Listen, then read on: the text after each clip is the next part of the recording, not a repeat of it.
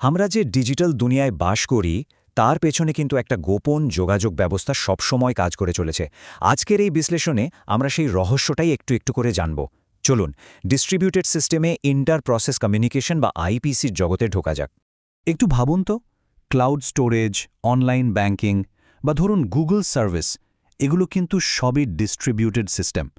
আমরা হয়তো আলাদা করে খেয়ালও করি না, কিন্তু প্রতিদিনই এই প্রযুক্তিগুলো ব্যবহার করছি, যেগুলো আসলে বিশ্বজুড়ে ছড়িয়ে থাকা হাজার হাজার কম্পিউটারকে একসাথে কাজ করতে সাহায্য করছে।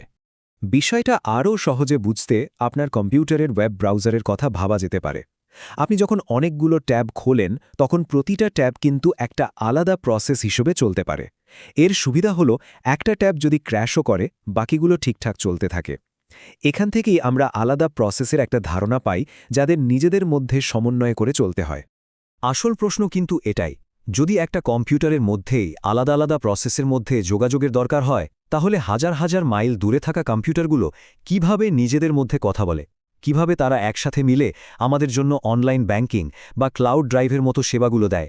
এই প্রশ্নের উত্তর জানতে হলে আমাদের আগে বুঝতে হবে যে এই ডিস্ট্রিবিউটেড সিস্টেমের পরিবেশটা ঠিক কেমন। টেকনিক্যালি বলতে গেলে একটা ডিস্ট্রিবিউটেড সিস্টেম হলো অনেকগুলো স্বাধীন কম্পিউটারের একটা নেটওয়ার্ক। আর এর সবচেয়ে গুরুত্বপূর্ণ বৈশিষ্ট্য হল এদের কোনো শেয়ার্ড মেমোরি বা কমন ক্লক নেই। মানে প্রত্যেকটা কম্পিউটারের নিজস্ব মেমোরি আর নিজস্ব ঘড়ি আছে। যেমনটা ছবিতে দেখা যাচ্ছে, একটা মেশিনের মধ্যে প্রসেসগুলো খুব সহজে একটা কমন মেমোরি ব্যবহার করে তথ্য আদান প্রদান করতে পারে। এটা অনেকটা একই ঘরে বসে কথা বলার মতো। কিন্তু ডিস্ট্রিবিউটেড সিস্টেমে কম্পিউটারগুলো তো আলাদা আলাদা জায়গায়, এমনকি আলাদা দেশেও থাকতে পারে। তাদের মধ্যে কোনো কমন মেমোরি নেই, আর এটাই যোগাযোগটাকে অনেক বেশি কঠিন করে তোলে। আর এই যে বড় চ্যালেঞ্জটা, এটাকেই বলা হয় নো শেয়ার্ড মেমোরি প্রবলেম। এটাই আমাদের গল্পের মূল সমস্যা, যার একটা সমাধান আমাদের খুঁজে বের করতে হবে। এই সমস্যার সমাধানের জন্য মূলত দুটি মডেল আছে। একটা হলো শেয়ার্ড মেমোরি, যেটা আমরা আগেই দেখলাম যে ডিস্ট্রিবিউটেড সিস্টেমে ব্যবহার করা সম্ভব না। আর দ্বিতীয়টা হলো মেসেজ পাসিং, যেখানে প্রসেসগুলো একে অপরকে সরাসরি মেসেজ পাঠিয়ে যোগাযোগ করে। এখানে একটা ব্যাপার পরিষ্কার, শেয়ার্ড মেমোরি অনেক ফাস্ট, কারণ ডেটা আদান প্রদান সরাসরি মেমোরিতেই হয়। অন্যদিকে মেসেজ পাসিং কিছুটা ধীরগতির, কারণ প্রত্যেকটা মেসেজকে নেটওয়ার্কের মধ্যে দিয়ে ঘুরে আসতে হয়। কিন্তু ডিস্ট্রিবিউটেড সিস্টেমের জন্য এটাই একমাত্র উপায়।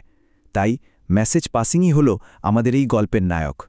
সুতরাং মূল বিষয়টা হলো, যখন অনেকগুলো কম্পিউটার ভৌগোলিকভাবে একে অপরের থেকে দূরে থাকে, তখন তাদের মধ্যে সফলভাবে যোগাযোগ করার জন্য মেসেজ পাসিং মডেলটাই ব্যবহার করা হয়। বেশ, তাহলে তো বুঝলাম যে মেসেজ পাসিং দরকার। কিন্তু এই প্রসেসগুলো আসলে কিভাবে মেসেজ আদান প্রদান করে? চলুন এবার এর পেছনের প্রযুক্তিগুলো দেখি। এর সবচেয়ে মৌলিক প্রযুক্তি হলো সকেট। একটা সকেটকে আপনি একটা ডিজিটাল ঠিকানার মতো ভাবতে পারেন। এর দুটো অংশ থাকে, একটা হলো আইপি অ্যাড্রেস, যেটা দিয়ে নির্দিষ্ট কম্পিউটারকে চেনা যায়, আর অন্যটা হলো পোর্ট নম্বর, যেটা দিয়ে ওই কম্পিউটারের কোন অ্যাপ্লিকেশনটার সাথে কথা বলতে হবে তা বোঝা যায়। এখানে আমরা দেখতে পাচ্ছি যে কিভাবে একটা ক্লায়েন্ট আর একটা সার্ভার সকেটের মাধ্যমে একটা কমিউনিকেশন চ্যানেল বা পথ তৈরি করে। এই চ্যানেলটা ব্যবহার করে তারা একে অপরের কাছে ডেটা পাঠাতে এবং গ্রহণ করতে পারে, ঠিক যেমন দুজন মানুষ টেলিফোনে কথা বলে। সকেটের মাধ্যমে যোগাযোগের এই প্রক্রিয়াটা কয়েকটা ধাপে হয়। প্রথমে সার্ভার একটা নির্দিষ্ট পোর্টে কান পেতে বসে থাকে, মানে ইনকামিং কানেকশনের জন্য অপেক্ষা করে। তখন ক্লায়েন্ট সেই সার্ভারের আইপি আর পোর্টে সংযোগ করার জন্য একটা অনুরোধ পাঠায়। সার্ভার সেই অনুরোধ গ্রহণ করলেই একটা সংযোগ তৈরি হয় আর ডেটা আদান প্রদান শুরু হয়ে যায়। কাজ শেষ হলে সংযোগটা বন্ধ করে দেওয়া হয়। এখন সকেটের এই পুরো ব্যাপারটা কিন্তু বেশ জটিল। ডেভেলপারদের কাজ সহজ করার জন্য এর উপরে আরেকটা লেয়ার আছে, যেটাকে বলে রিমোট প্রসিজিওর কল বা আরপিসি। এর মাধ্যমে একজন ডেভেলপার অন্য কোনো কম্পিউটারে থাকা একটা ফাংশনকে এমনভাবে কল করতে পারে যেন ফাংশনটা তার নিজের কম্পিউটারই আছে। আরপিসি ভেতরের সব জটিলতা লুকিয়ে রাখে। যোগাযোগের পদ্ধতিগুলো তো জানা গেল, কিন্তু বাস্তবে এই প্রযুক্তিগুলো ব্যবহার করতে গেলে বেশ কিছু বড় চ্যালেঞ্জের মুখে পড়তে হয়। প্রধান চ্যালেঞ্জ মূলত তিনটে। ১. নেটওয়ার্ক ডিলে বা দেরি, মানে মেসেজ এক জায়গা থেকে আরেক জায়গায় পৌঁছতে সময় লাগে। ২. নিরাপত্তা ঝুঁকি, কারণ নেটওয়ার্কের মাধ্যমে ডেটা চুরি বা পরিবর্তন হয়ে যেতে পারে। আর ৩. ডেটা কনসিস্টেন্সি, মানে সিস্টেমের সব কম্পিউটারে যেন একই রকম আপডেটেড তথ্য থাকে তা নিশ্চিত করা। ধরুন একটা প্রসেস থেকে আরেকটা প্রসেসে খুব জরুরি কোনো তথ্য পাঠানো হচ্ছে, আর মাঝখান থেকে কোনো হ্যাকার সেই ডেটা দেখে ফেলল বা বদলে দিল। এই কারণেই ডিস্ট্রিবিউটেড সিস্টেমে এনক্রিপশন বা ডেটাকে সুরক্ষিত রাখার পদ্ধতিগুলো এত বেশি গুরুত্বপূর্ণ। ডেটা কনসিস্টেন্সিও একটা বিরাট সমস্যা। ভাবুন, নোড এ একটা ডেটার ভ্যালু 10 থেকে 20 করল, কিন্তু নেটওয়ার্ক ডিলের কারণে নোড বি আর সি হয়তো তখনও পুরনো ভ্যালু মানে 10ই দেখছে। এই যে একটা সাময়িক গড়মিল, একেই বলে ইনকনসিস্টেন্ট স্টেট। পরে আবার সিস্টেমকে সিঙ্ক্রোনাইজ করে সব নোডের সঠিক ডেটা পৌঁছে দিতে হয়।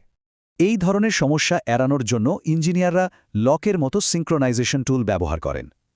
এটাকে অনেকটা ট্রাফিক লাইটের মতো ভাবতে পারেন, যা নিশ্চিত করে যে একটা সময়ে শুধু একটাই প্রসেস ডেটা পরিবর্তন করতে পারবে।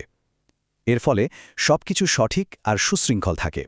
তাহলে আমরা দেখলাম যে আইপিসি ডিস্ট্রিবিউটেড সিস্টেমকে সম্ভব করে তুললেও বাস্তবে এটাকে কার্যকর করাটা বেশ জটিল এবং অনেক চ্যালেঞ্জে ভরা একটা কাজ। এই একটা কথাই পুরো বিষয়টার গুরুত্ব বোঝানোর জন্য যথেষ্ট।